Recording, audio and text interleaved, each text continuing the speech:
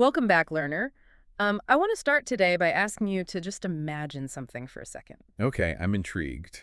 Right. So, if you were suddenly given the task of creating the entire universe, how would you go about doing it? Well, that is a massive question. I know, right? But think about it. Would you, like, launch a violent cosmic war, battling primordial sea monsters to forge the stars out of the wreckage? Or would you prefer to simply and calmly just speak the entire cosmos into existence? I mean, it's quite the thought experiment. And, the approach you choose doesn't just explain how the world was made, it really reveals the fundamental character of the creator in question. Exactly. It dictates whether the universe is a terrifying, unstable place or, well, a secure and intentional one. Which brings us perfectly to today's topic, because you, the listener, you're the kind of person who loves those sudden aha moments, right? Where history completely changes the way you see your present day. Oh, absolutely. Those are the best moments. Yeah, so today we are taking a deep dive into the profound theological layers of Genesis chapters 1 and 2. And we're going to bypass all the dense academic jargon to extract the most fascinating insights from a book by Reverend Dr. Antonio Arnold. It's called The Sovereign Creator, God's Royal Authority in Genesis 1 to 2. And it is such a compelling read. It really is. We're exploring how this ancient biblical text wasn't just some quaint origin story for people who, didn't understand science. It was actually a highly disruptive, radical political statement. Like, it completely redefined concepts of order, chaos, and human purpose. Yeah, to truly grasp the magnitude of what the author of Genesis is doing here, we cannot read the text through modern eyes. We just can't. Right, we have to strip all that away. Exactly. We have to mentally travel back to the ancient Near East and look at the cultural neighborhood, so to speak, where this text was actually born. Because if you were alive back then, the surrounding mythologies of the time, they shaped your entire reality. So to set the stage for our listener, I think we need to talk about Babylon. Let's do it. Because let's look at the Enuma Elish, which is the Babylonian creation myth. And I was reading through the notes on this, and it reads less like a holy text and more like a slasher film. Oh, it is incredibly brutal. I mean, in the Enuma Elish, the universe isn't planned. It's the accidental byproduct of a horrific cosmic war. A literal war zone. Right. You have this primordial sea goddess, Tiamat, who is the literal personification of chaotic, untamed saltwater. And she actually goes to war against her own descendants. Wow. Yeah.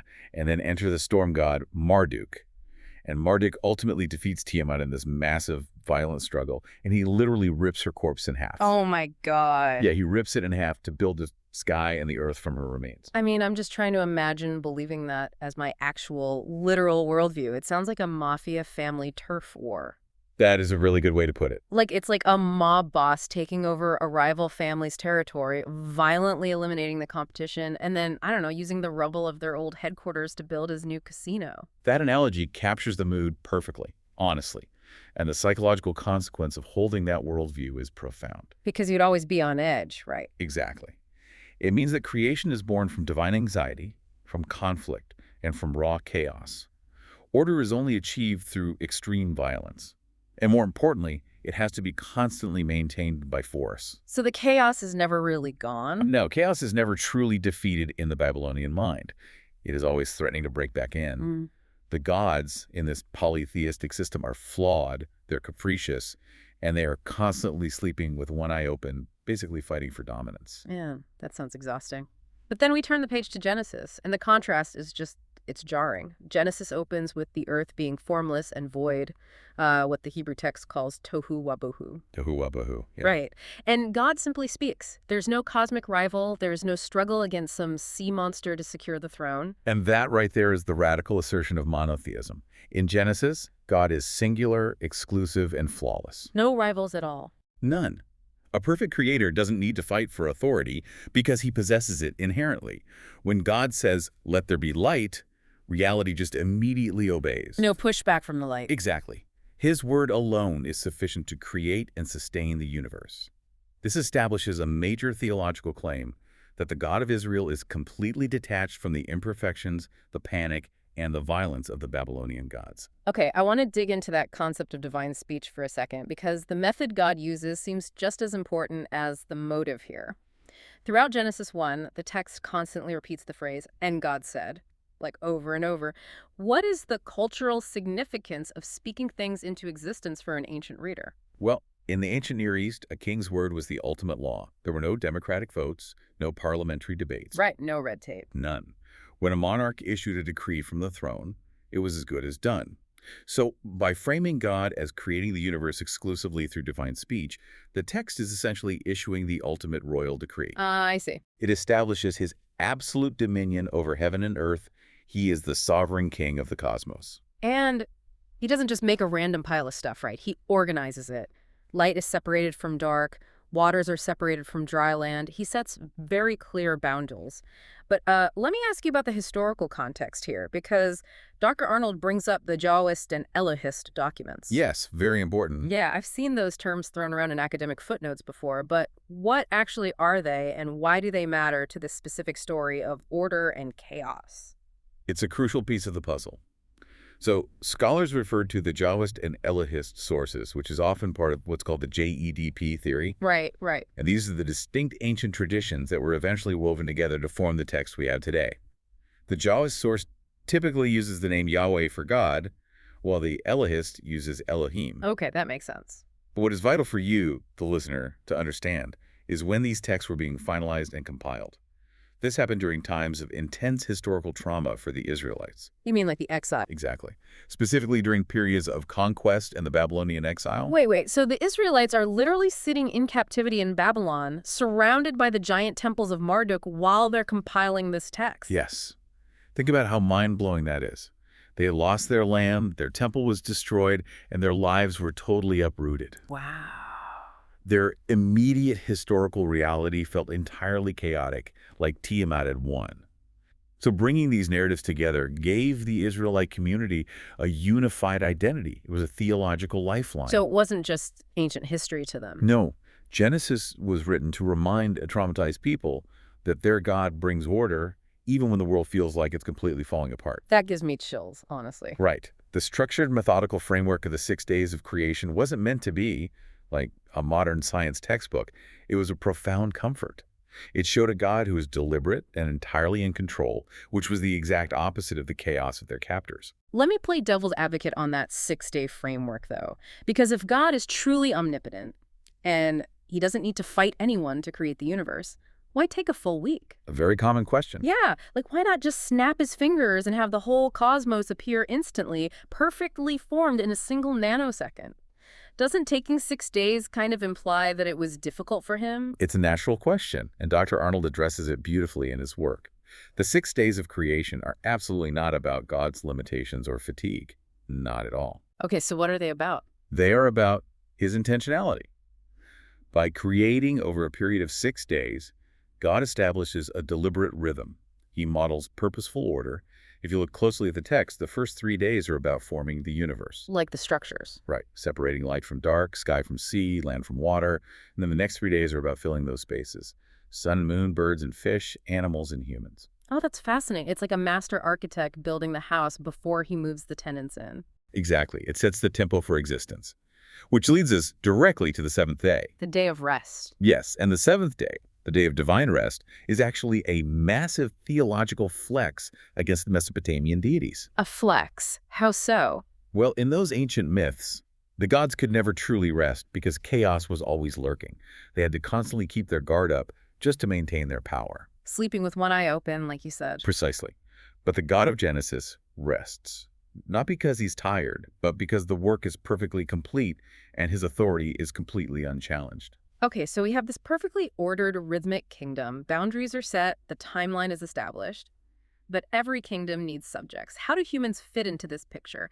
Because I know the Babylonians had a very, very different take on human resources. The contrast regarding humanity might actually be the most dramatic part of all this. To understand it, we have to look at another Babylonian text called the Epic of Atrahasis. I read the notes on this one before we started, and it is unbelievably bleak. It paints a miserable picture of ancient cosmic life. In the Epic of Atrahasis, the lesser gods, so think of them as divine middle management. Right, middle management. They get tired of doing all the heavy lifting required to maintain the earth. They're out there digging canals and farming, and they actually go on strike. The gods go on strike? They literally burn their tools and surround the chief god's temple. So to solve this massive labor dispute, the higher gods decide to create humans. The sole purpose of humanity in this myth is to take over the grunt work. Oh, man. Humans are essentially cheap, disposable cosmic labor created just so the god can relax. So humanity is basically the cosmic equivalent of a robotic vacuum. Like, we only exist to do the sweeping so the owners don't have to get off the couch. A robotic vacuum that the gods occasionally try to destroy when it gets too noisy, which is exactly what happens later in that epic with the flood. Jeez, that is dark. It creates a worldview where human beings are fundamentally slaves to divine caprice. Now look at Genesis.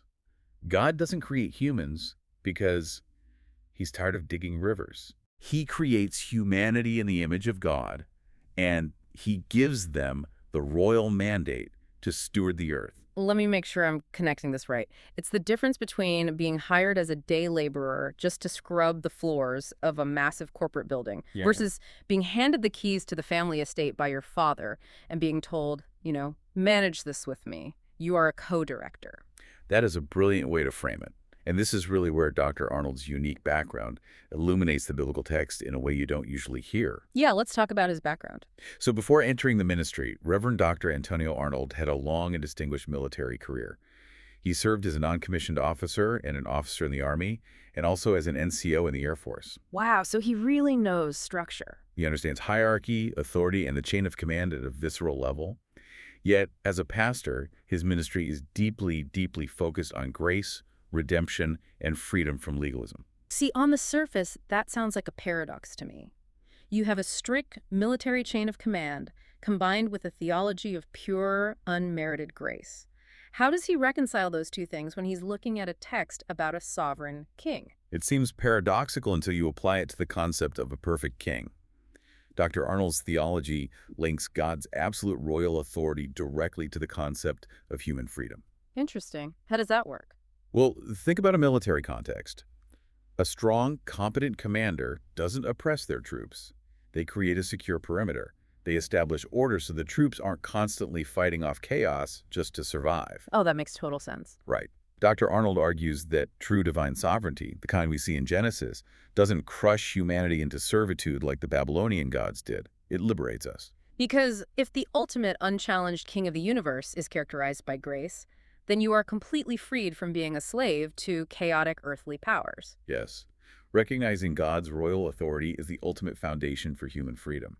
If God holds the line, we don't have to live in terror of the unknown. We aren't doing the grunt work out of fear. Exactly. It elevates our status.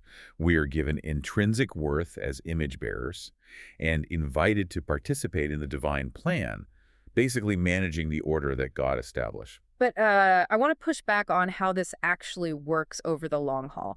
Because Genesis is just the beginning of the book, right? God sets up this beautiful order, hands over the keys, and then, well, if you read the rest of the Old Testament, humanity immediately crashes the car. We do tend to do that. Yeah, big time. So how does God's sovereignty maintain order when the stewards just keep failing? That is where Dr. Arnold introduces the concept of the tapestry of covenant. He points out that the Genesis creation narrative is just the foundation of a massive architectural project. Okay, a tapestry. Yes, God doesn't just create order and then abandon the site when humans mess up. He continually weaves a relationship with humanity through a series of structured agreements or covenants throughout the entire Old Testament. Okay, I know there are 5 major ones, right? The Noahic, Abrahamic, Mosaic, Davidic, and the New Covenant. Those are the 5. But instead of just, listing them like a textbook, can you explain how they actually function to maintain this divine order we've been talking about? Sure. Think of them as interlocking threads of grace and structure. The Noahic covenant is the baseline of preservation. That's God promising to maintain the physical order of the world, the seasons and natural laws, despite human rebellion. Right, keeping the stage intact. Exactly. Then the Abrahamic covenant is the blueprint for redemption. It's God choosing one specific family to eventually bring blessing to the entire globe. So he's narrowing his focus to eventually expand it. What about the Mosaic and Davidic? Well, the Mosaic covenant provides the building code, so to speak. It gives the Israelites the law, showing them how to live justly and reflect God's holy order in a chaotic world. That makes sense. Then the Davidic covenant establishes the administration. It promises a royal lineage that will eventually lead to a perfect eternal king. The ultimate king. Right. And finally, the new covenant is the ultimate restoration. It's God promising to write his laws directly onto human hearts, fundamentally changing our desires from the inside out. Wow. So each covenant builds on the last, proving that God's sovereign plan just cannot be derailed by human failure. That completely changes how you read the Bible. It's not just a disjointed collection of arbitrary rules. It's a unified strategy for pushing back the chaos. Perfectly said. But I want to bring this down to earth for a minute, because we've been talking very big picture. How does this ancient theology of sovereignty and covenant translate to, like, a modern Tuesday morning? As an image bearer, if my job is to reflect God's order today, what does that actually look like? It directly informs practical stewardship in our daily lives.